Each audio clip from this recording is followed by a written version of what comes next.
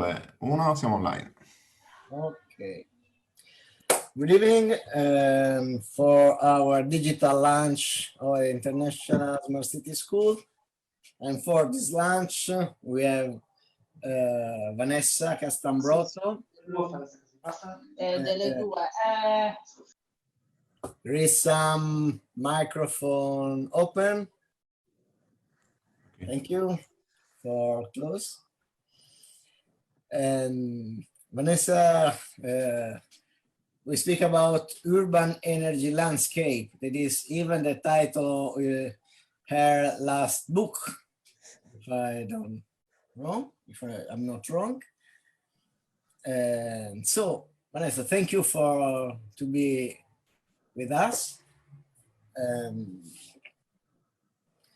Yeah, I'm very happy to have your contribution for the school, for this event, for this first edition of this international school. And I hope you will enjoy it because I'm very interested in your approach, in your vision about the smart city and about the urban energy landscape and how we can build this landscape or read this landscape. So please, the floor is yours. Thank you, Professor Mundula, and hello, everyone. My name is Vanessa Castan Broto. I'm Professor of Climate Urbanism at the University of Sheffield in the Urban Institute. And yes, as Professor Mundula explained, so this is what I want to talk today, is like work of 6 years of love, which was this book called Urban Energy Landscapes. And perhaps the word smart cities is not mentioned in the whole book, I have to admit. But I do think thinking about energy is very crucial, and thinking about what do we mean by smart. So that's the context in which I'm thinking about the relevance of urban energy landscapes to your program. Luigi, can we have the next slide? So the book really grapples with one question about whether a massive existential change is even possible, and who can make it possible. Is it a change that has to happen and made by individuals or by a big group? It's what we sometimes call the energy transition. Or also you hear talks about sustainability transformations. It's a massive change that institutions like the IPCC, for example, are calling for. And history shows us, particularly the history of infrastructure, show us that sometimes a few group of persons, a government or certain institutions can make big changes. But my perception here is that the kind of change that we need in the context of climate change is a change of a different kind, because it's a change that challenges our understanding of ourselves and our relationships with the world around us. So clearly the reasons why I'm interested in this type of change are not technocratic. They're really about dealing with the kind of anxieties that emerge in relation to climate change and our collective responsibility towards all other humans. And if I listen something compelling about how we are dealing with the Anthropocene, this time in which humans are transforming the world, is this view that ourselves as a species, we are so incredibly lonely. We just get this massive awareness of our loneliness, and that loneliness comes hand in hand with ideas about our responsibility. So we have to change ourselves, so we have to change the environment that surrounds us. And when we think about it like this, the kind of transition that we are aiming for under climate change poses fundamental questions about our societies and our relationships with the materials that surround us, with the ecosystems and the kind of world we live in. So to make this a bit more tangible, I thought I would start with an example. Luigi, can we go to the next slide? Next slide. So let me tell you about, if you allow me, about cookstoves in Maputo. I know cookstoves doesn't sound like the smartest of things that you can think.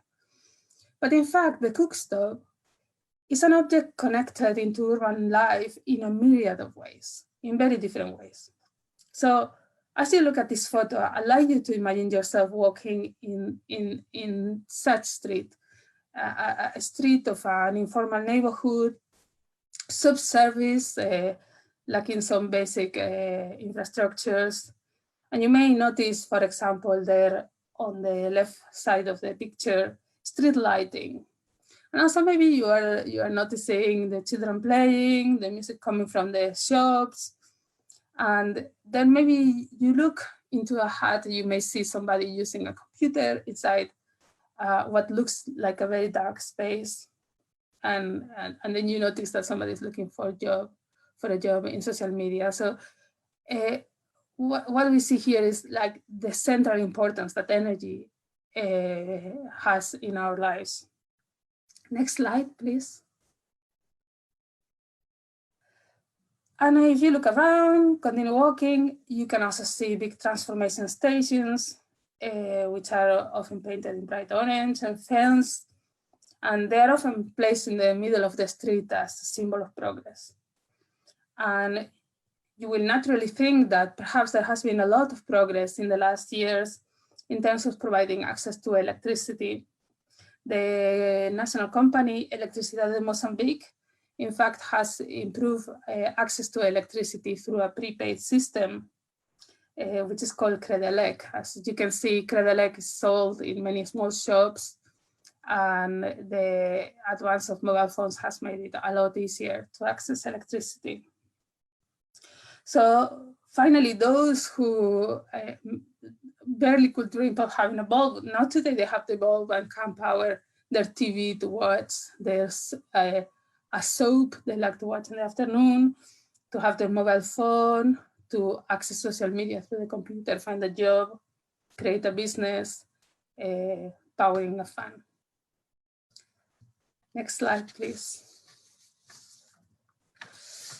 But if you enter inside a household, and often these households in Maputo, for example, they often are little habitations around the courtyard.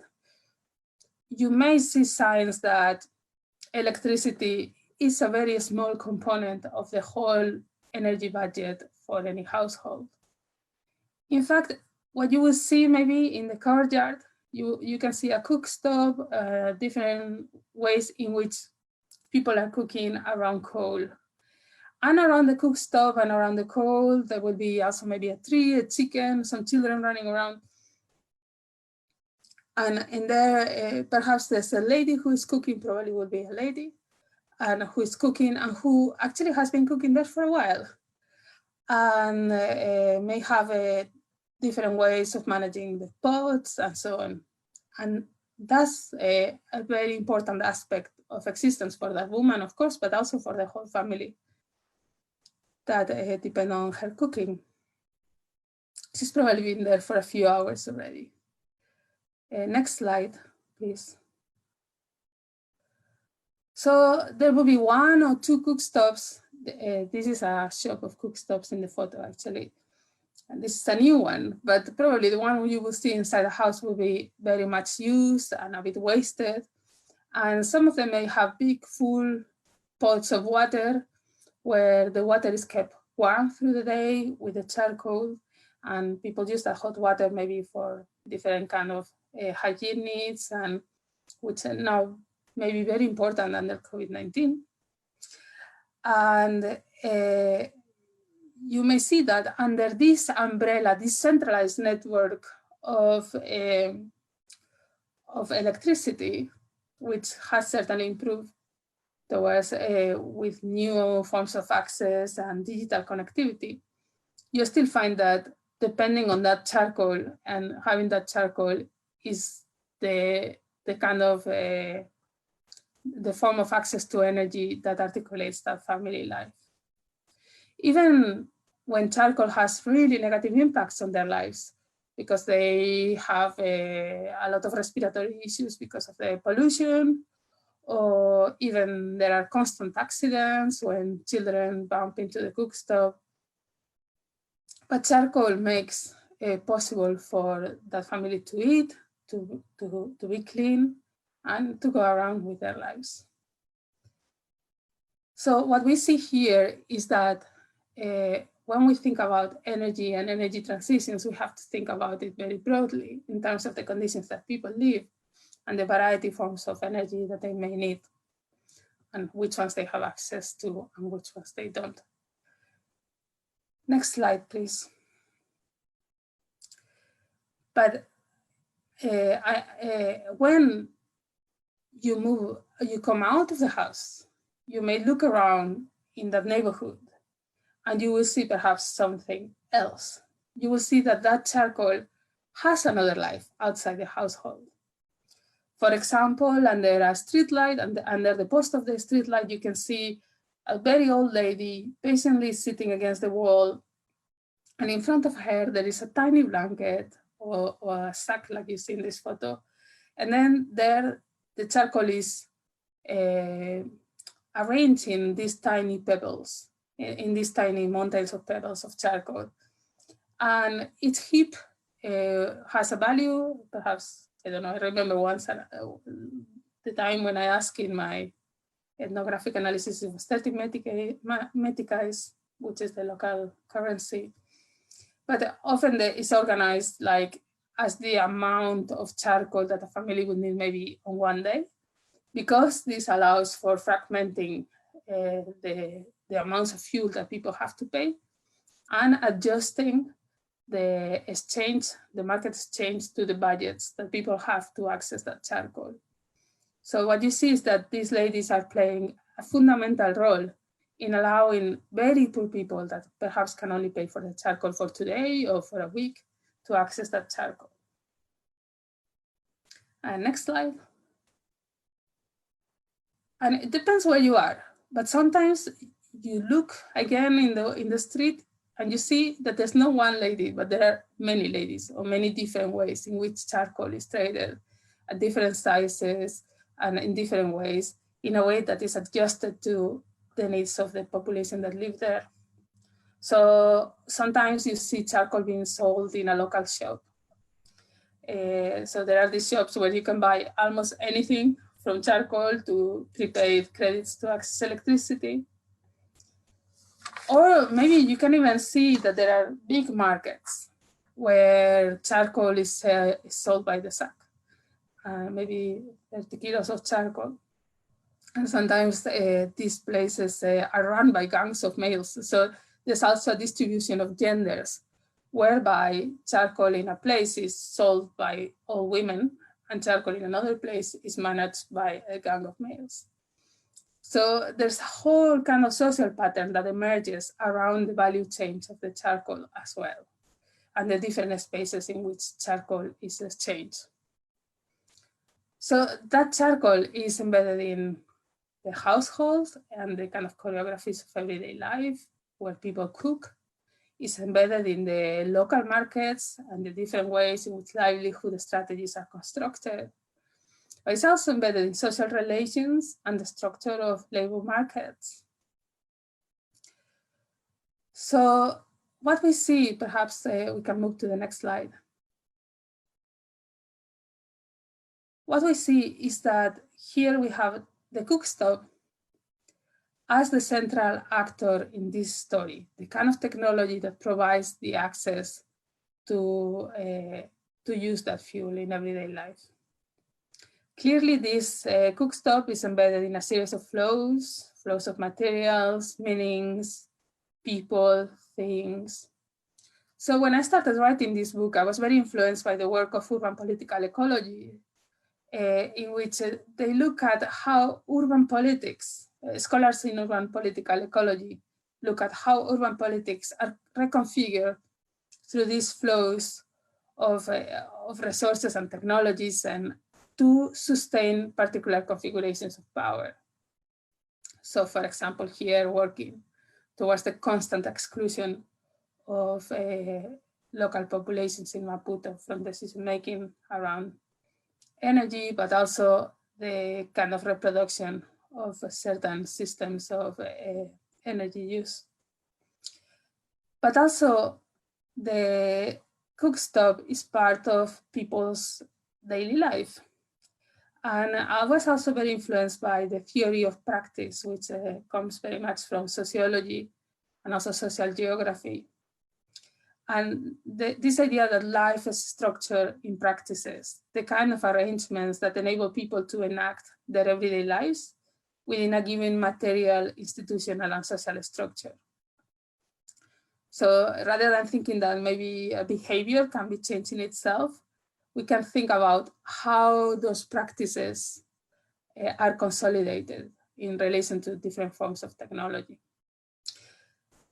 For me, the key of those practices is that they were happening somewhere in a particular place. And they were somehow choreographed. So dance, let's say, they were danced in a particular stage of in a particular urban environment. But the point is not that there's a kind of the urban environment is a background for those practices, but that the whole material environment where those practices happen is part of them. So that's why I thought that the energy landscapes were shaped by all these different flows of resources and technology and people even, but also by the choreographies, by the different ways in which those elements of the built environment were integrated in the human experience. So other social theories like Fyodor Statsky have already pointed out about the importance of space in configuring energy use practices and other practices of everyday life. And what I think is very interesting is how specific objects like the cookstove play a central role to those choreographies. They become the kind of element of reference whereby those practices become displaced in the urban environment. Next slide, please. So this is oh, I'm sorry, I don't know why the slide it didn't look like this in my screen. But this is a kind of a schematic representation of urban energy landscapes, which I present in the book. And I think they're characterized by these three different elements, which is the governance of energy, the flows, the urban flows around energy, and the urban choreographies that we have discussed. So for example, in the case of Maputo would be the flows of charcoal, but also the way the cookstove is integrated in everyday life. But there will be also a whole set of practices of governance that also integrate that into forms of urban management and so on. So the infrastructure landscape emerges as some amalgamation of ecological flows and socio-technical choreographies. And no matter how you zoom into the landscape, there's always something to see. So at the beginning, I started thinking that an energy landscape or a more broad infrastructure landscape was something like an amalgamation. And I still use very much this quote from Matthew Gandhi, a geographer based at the UK, that defines urban infrastructure landscapes as the consolidation of collective memory interspersed. So that landscape that we live by is some sort of solidification of our histories and or collective memories in the urban landscape. But from an analytical perspective, this is very difficult. I tried to do this analytical framework and I used it to structure the empirical materials of the book, in which I look at 4 cities, which was Maputo, Hong Kong, Bangalore, and Concepcion in Chile. But the problem is that landscape, in a way, ends up being everything.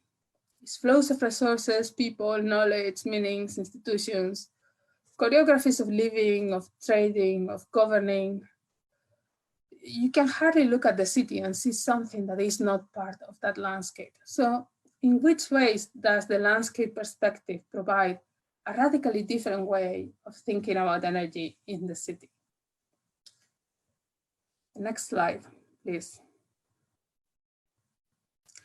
So what I did is I defined landscape as connective tissue.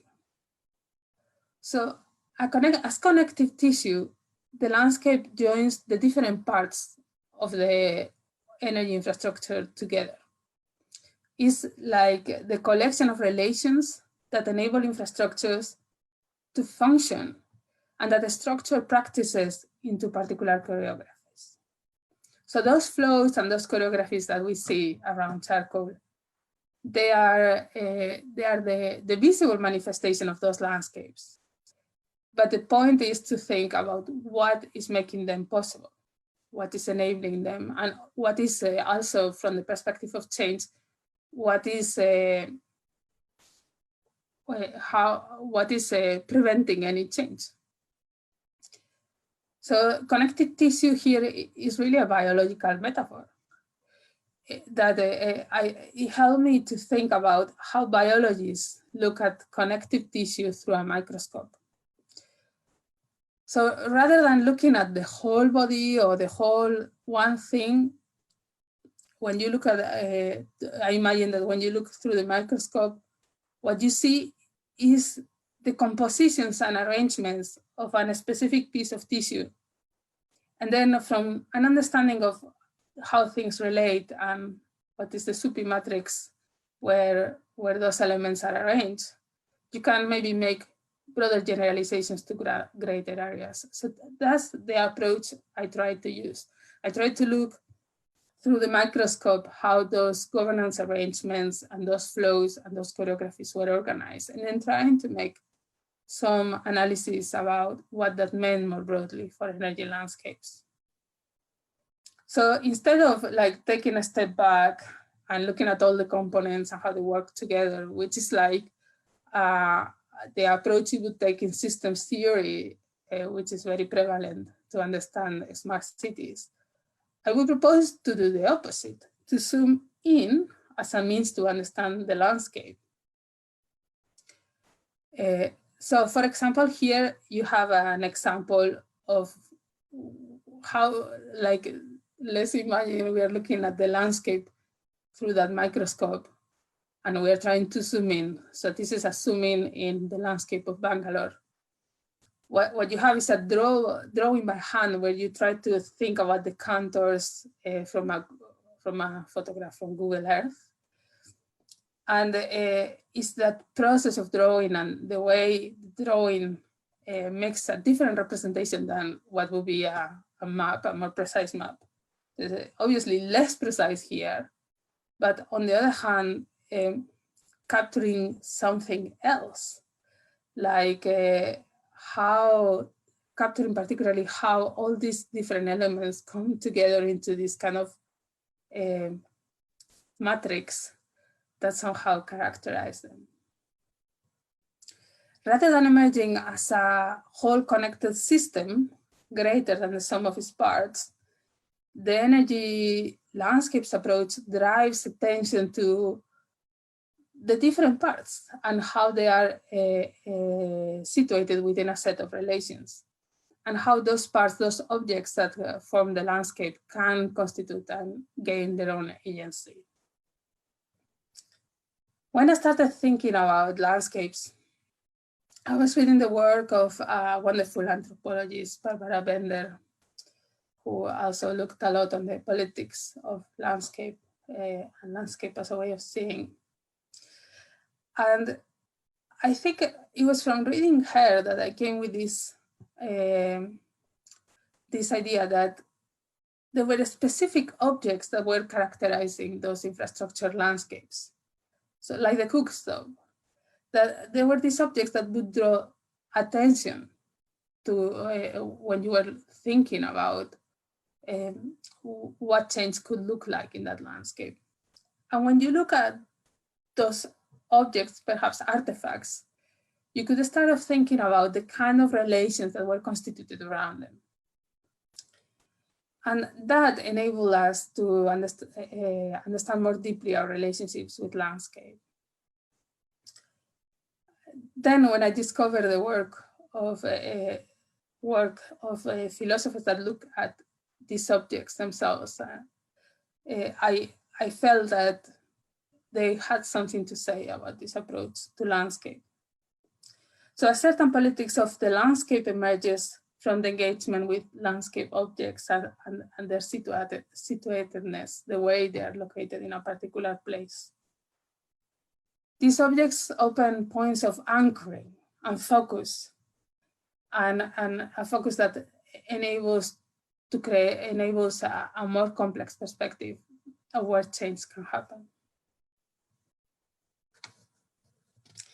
So this is the kind of hypothesis that I explored in the book, and that I think still warrants examination. Is if we are thinking about a very fundamental existential change of our ways of living, how can engage more deeply with the landscape and with the objects that surround us and change their fundamental constitution, rather than just reorganizing the urban flows of networks into a new system? I don't think that would be sufficient. I think it's a more deep engagement with our cultures of use, our practices of governance, and the way they are dependent on certain flows that makes it possible to think about change.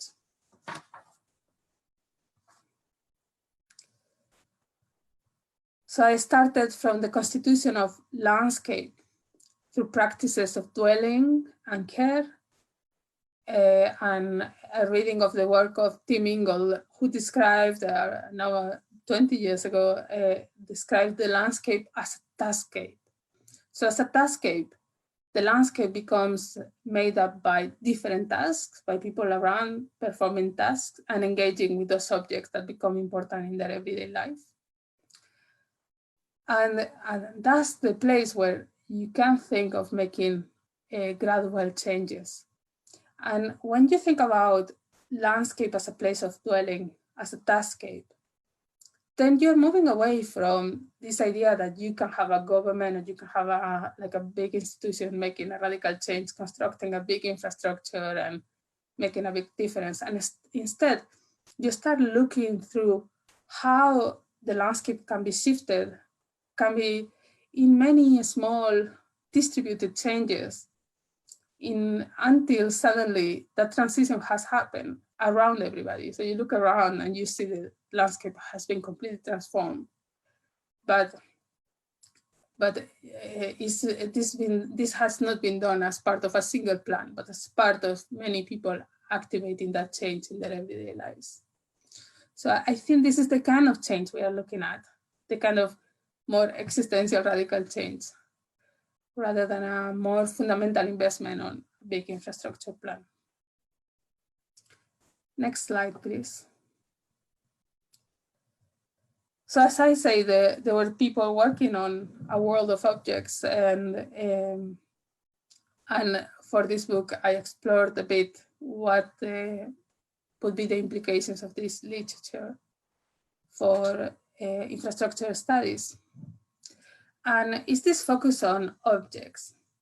So again, when you think about connective tissue and you think about the soupy matrix where things are happening, instead of seeing infrastructure networks as this big machine of connected objects, you can also focus on more relevant objects that are embedded on our everyday experiences, on our everyday life, on our tasks, and think how those objects, what are the fundamental relations that enable those objects to stay there. So I thought that perhaps one way to think about it was this fourfold object that the philosopher Graham Harman describes. So the different ways in which we can look at an object. So let's start by defining object. What is an object? So object is, for Harman, anything with an identity unity, anything that appears as a whole, as together.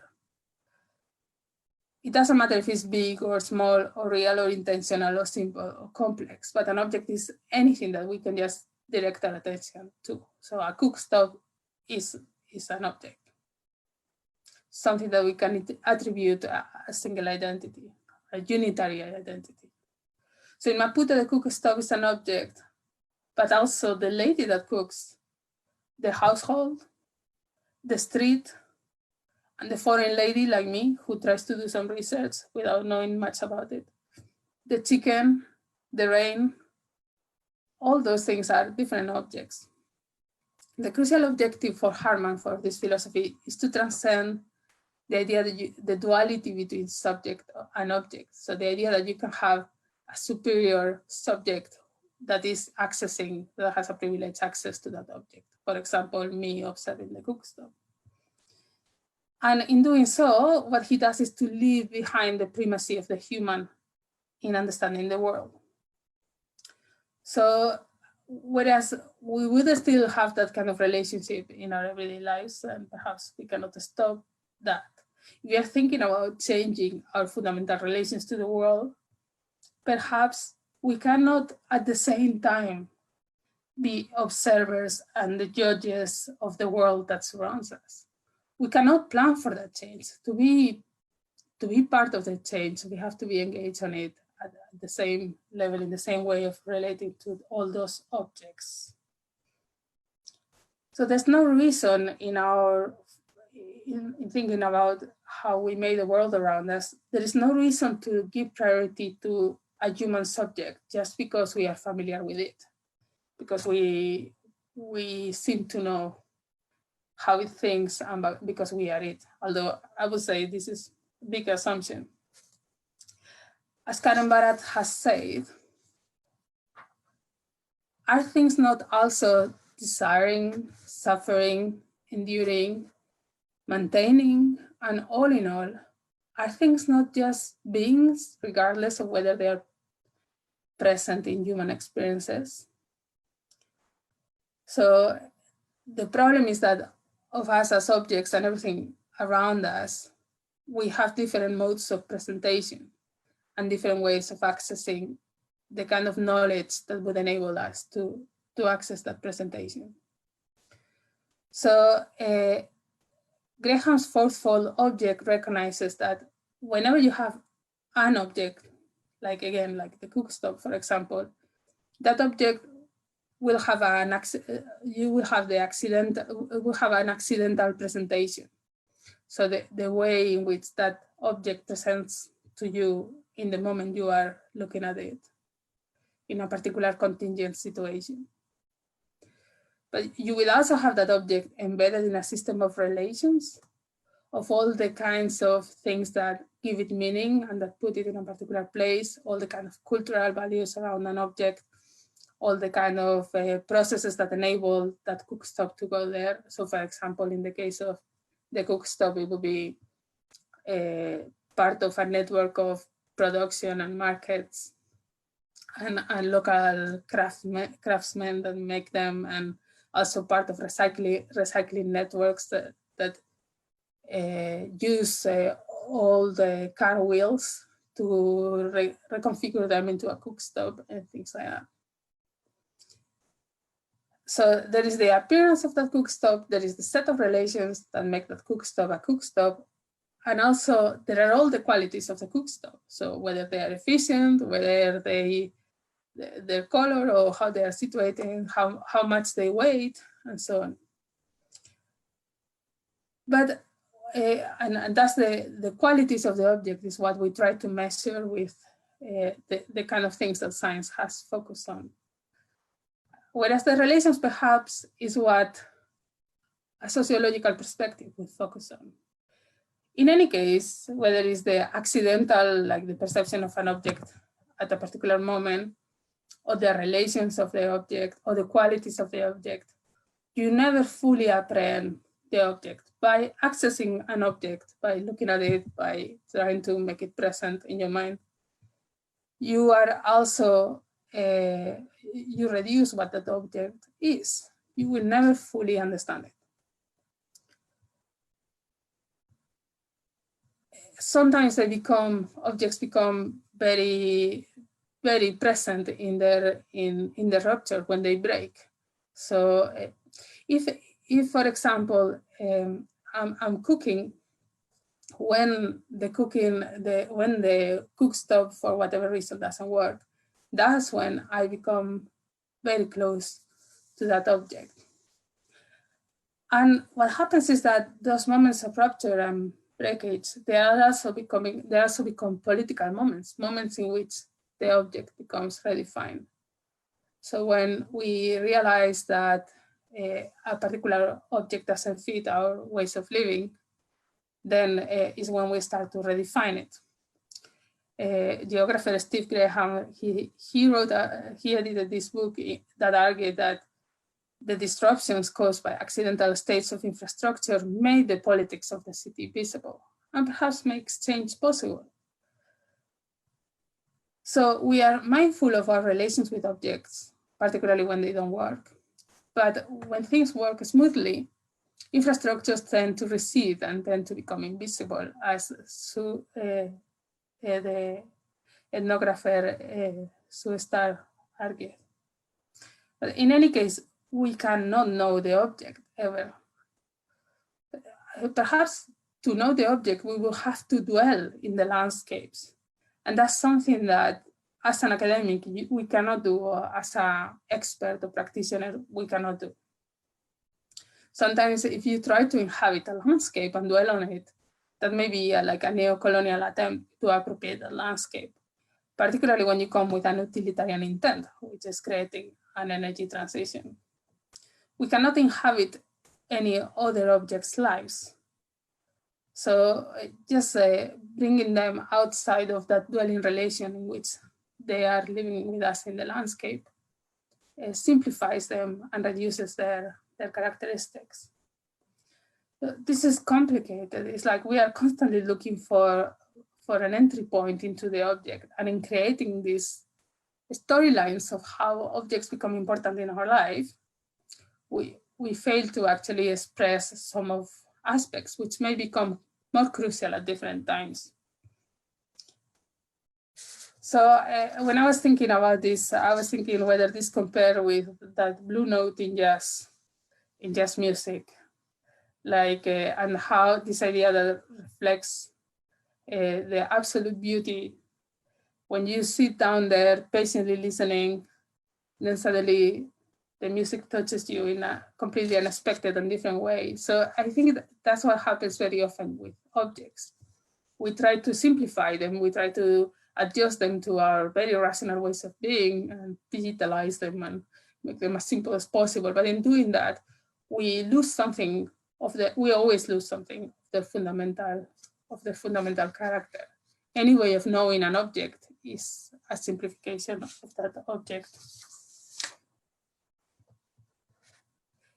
In the same way as you can write the sheet music for a song and never actually characterize the blue note. So as urbanists or as scholars, we are trying to access something which is unknowable. And every time we invent new methods to do so, and they become ever more complicated and more inaccessible, and we create new forms of expertise. But we barely ever reach that city and how we can change it. So I have an Italian colleague at the Urban Institute, Michele Lezione. He's very inspiring and very poetic in his thinking.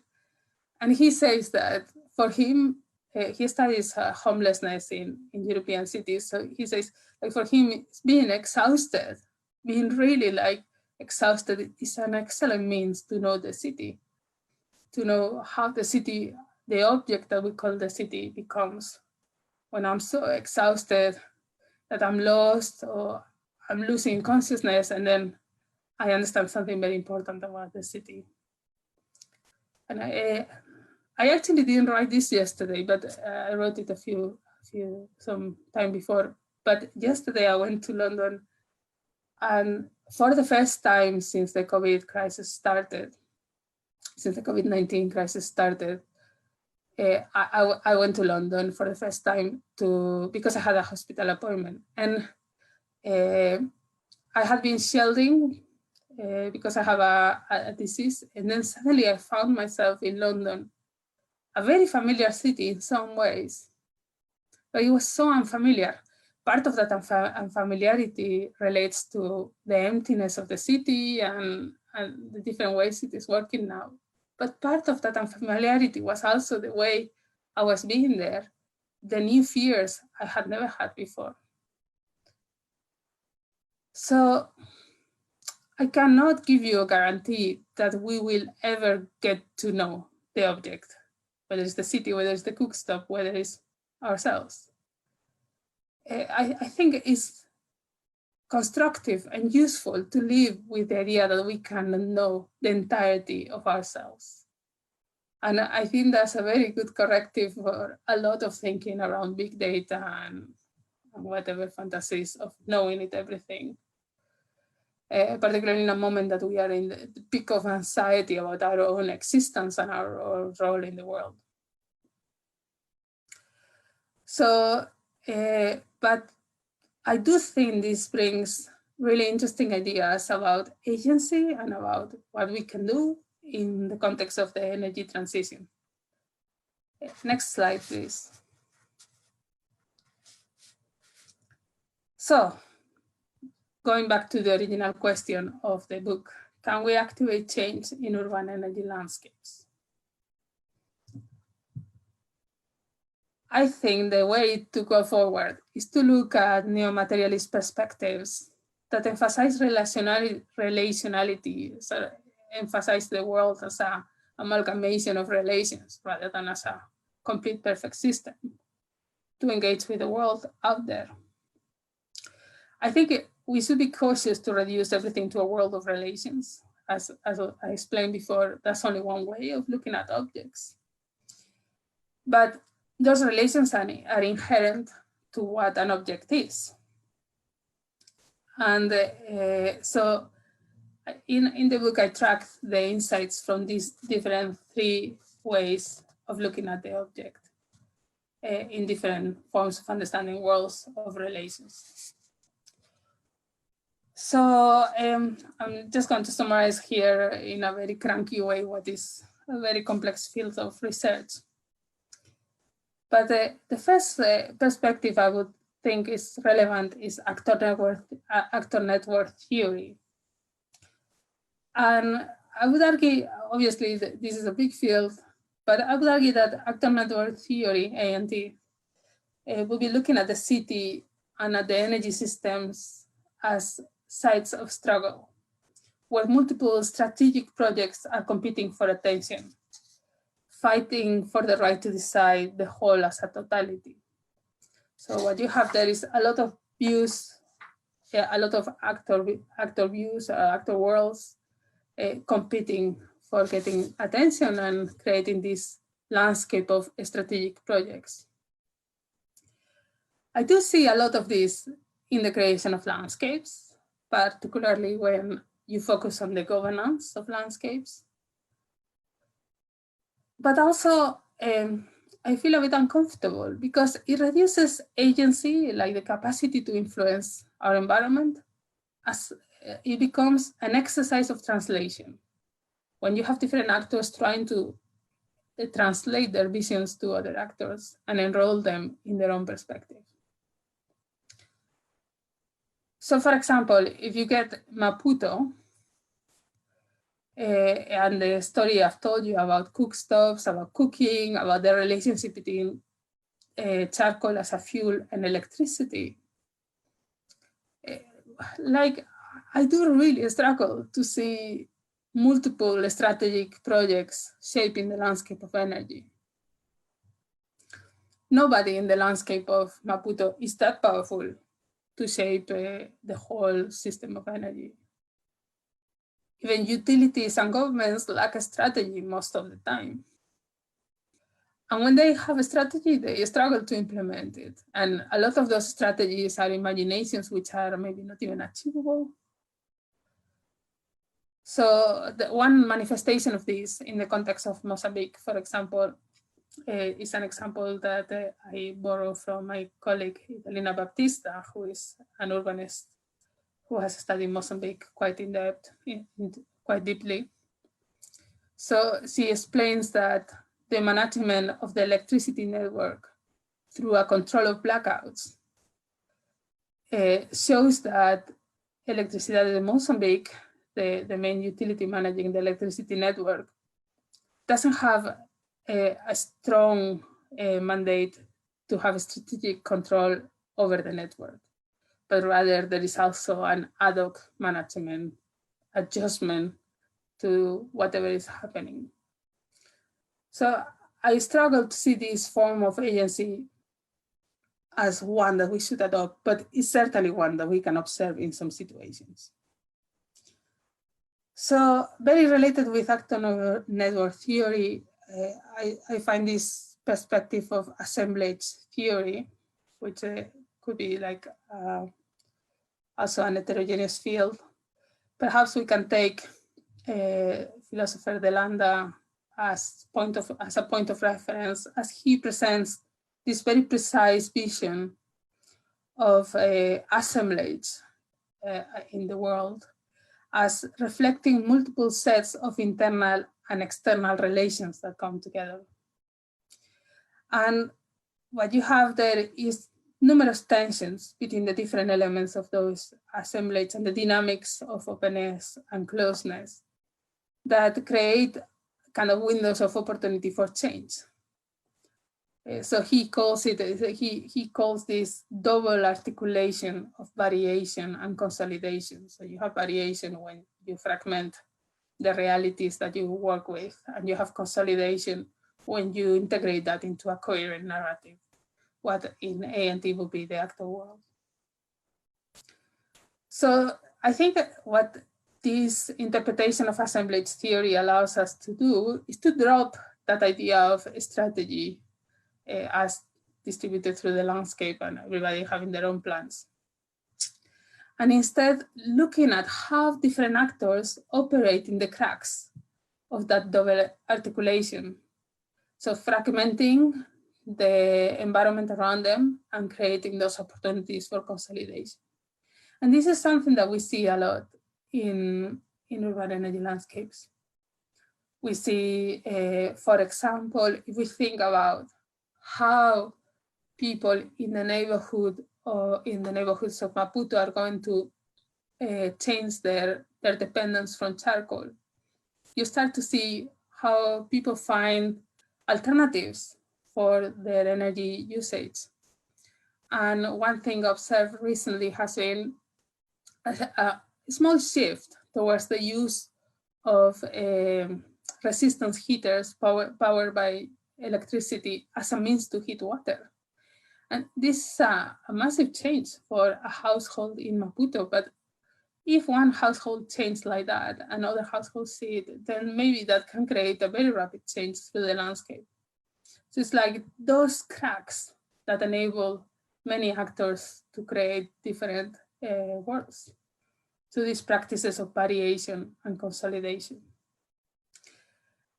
So that's very interesting, but I think that so far in my, although I feel like I'm a novice in assemblage theory, I'm still studying, but I feel that this kind of waiting for the cracks to open.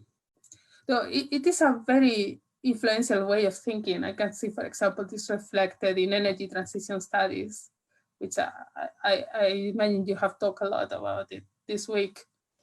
And this kind of a window of opportunity idea or disrupted technologies and so on, it's a very interesting way to think about innovation, urban innovation, and different ways in which that innovation can happen. But what I'm missing there is the kind of dwelling in the landscape, which from an object perspective doesn't necessarily relate to the variation of the landscape only, but also with more everyday practices that sometimes, like the idea of consolidation doesn't completely apprehend.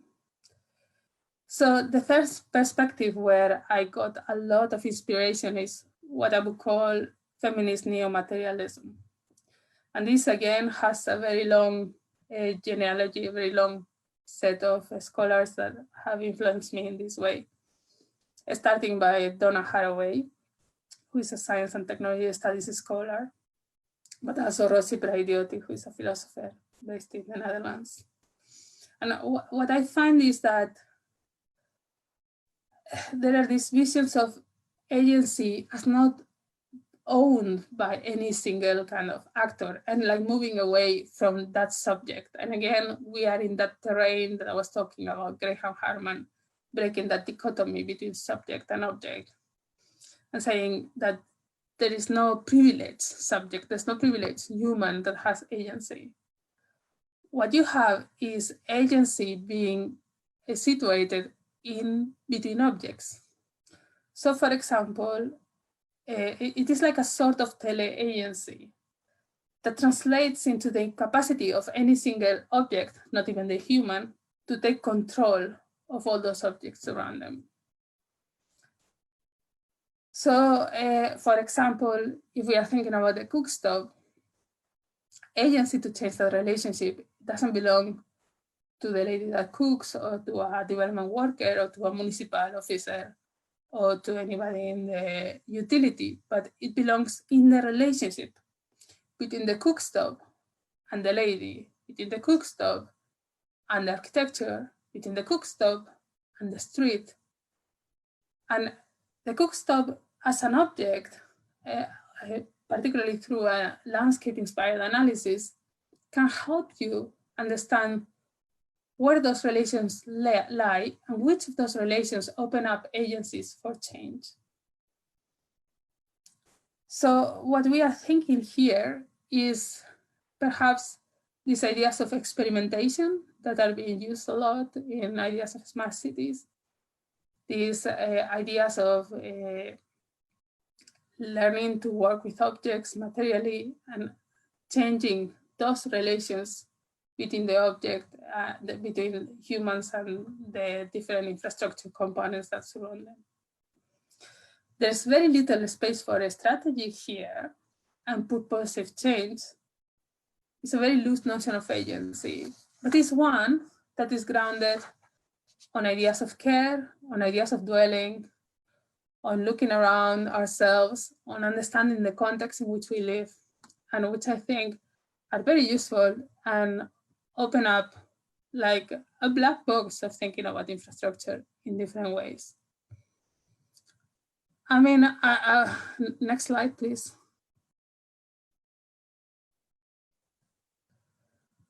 So I try to kind of explore this in the cases of, as I explained before. So going clockwise from the top left, that's Hong Kong. It's actually the neighborhood of Mongkok, which is one of the most densely populated areas in the world. Then next, going clockwise, you already know this photo, I showed you before. It's a photo I made in Maputo. And I selected Maputo because it's one of the places with the lowest rates of carbon per capita and very low rates of access to energy. So moving on clockwise, at the bottom, we have Concepción in Chile. And I was very interested about the complex land use relations that structure the energy landscape there, because of the division between a sector of the population that depends on firewood for their energy access, and another part of and the strong presence of big, large utilities and industries in the city. And the final, going clockwise on the bottom left, that's a picture I took in Bangalore, which is a city in South India, which is characterized by rapid sprawling urbanization. And since sprawling is one of the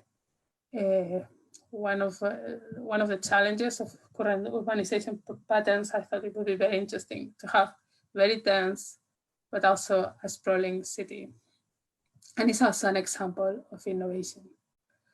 So in each of these places, I found different objects that I thought provided interesting avenues for analysis into the energy landscape. So I gave you the example of Maputo and the cooktop, and how looking at it shifts you from a more standard approach in which we've been thinking about Maputo as like, and the electricity network and so on, and thinking about these 3 dimensions of energy landscape across governance, energy flows, and energy choreographies. But the way I feel that I really got an insight about how those cities are and how the cities work was through walking, except in Concepcion, which I couldn't do the walks myself, but I work with a local researcher to develop those walks. And some of those walks were individual, just me walking and trying to connect to the landscape. But some were collective walks, where a view of the energy landscape was co-produced with local people. So I think that's very promising in terms of rethinking those relations and finding really ways in which you can access that agency that exists between ourselves and the world that surrounds us, and the kind of radical changes that could be emerging from there. And remember what I say, that I don't think there's going to be like this massive sudden change. Even if you look at the European Green Deal, for example, so most of the proposals are well known, and perhaps it's just an increase of scale. But however, over the 20th century, there were many times in which suddenly we found ourselves in a completely different energy landscape. And that didn't happen necessarily with the foresight of many people, but of one person or one organization, but with the coordinate action of many different actors. And that's the kind of question that the perspective on urban energy landscapes draws attention to. And just to finish, I wanted to say that also you will see that I focus here in cities which are not necessarily always in the circuit of, well, Hong Kong is, but cities that are not always in the circuits of knowledge. And I think that's also a very important thing to consider. And can we go to the last slide? So in the Urban Energy Landscapes book, I really wanted to characterize these different energy landscapes, but I also wanted to show that a very homogeneous understanding of how energy works in our lives is not very helpful, because it doesn't match the realities of different contexts. So now I'm thinking about where can we learn about these different forms of agency? Where can we get the lessons to develop? And what that has led me to do is to work to establish this project, which is funded by the European Research Council. And the project is called Low Carbon Action in Ordinary Cities. And the idea of that project is that you can work both thinking about this. So I use the 3 notions of agency deployed here. So one, thinking about strategically what kind of projects we can make real in urban energy landscapes. So the actor network theory kind of perspective, and how can we translate those ideas to other actors. But also thinking about those cracks of action in the sense of assemblage theory, this kind of variation and consolidation movements. but particularly looking at the kinds of agency that emerge, that we can identify as not being held by anyone, but just really working in the relations between different objects, between ourselves and the world that surrounds us. And to do that, I thought that it was important to look beyond hegemonic discourses or dominant discourses of smart cities, but also of energy transitions and sustainability. And to do that, what I've done is to focus on the 150 cities in the world that are growing faster, and that, according to the United Nations data. And when you map them, what are the fastest growing cities in the world, and also cities that are not very big, under 1 million people, you see that they are distributed in East Africa, West Africa, South Asia, and Southeast Asia. So that shows you where urban growth is going to be very relevant in the coming years. It also shows you that perhaps big complex ideas about digital technologies that may attract a lot of investment and develop big, large green economies, but perhaps are not going to provide practicable solutions for people living in informal settlements or other kind of urban contexts. So that's my current focus, and I look forward to answer questions from you. Thank you. So, thank you very much, Vanessa, and thank you to give us a different perspective to interpret the urban landscape in a light that is really inspiring, because we know and we are speaking about the smart city in these days, but we are aware that the smart city concept is not only about technology, but is the use of the resource of a city in a smart way. So first of all, start from the needs of the population, start from a lecture, a reading of the context, and I appreciate very much your way to read the context from a point of view of energy landscape, and starting from the object and so on. Maybe there are some, I don't know, in the chat there is some question or not? No, there are no questions. Just to thank you. Yeah. Yeah, sorry if it was a bit out there. But if there is some comments or question, we can. If there is any consolation, I come from an engineering background. I'm not I've become a social scientist by sheer with the ways engineering was being practiced in the cases I was looking at. So I'm really sorry this journey is a bit step too far. No, it's not so far. Absolutely, I think it's perfect, because we need to look to this phenomenon from different perspectives. It's important to have a wide range of perspective to frame in correct way the phenomenon.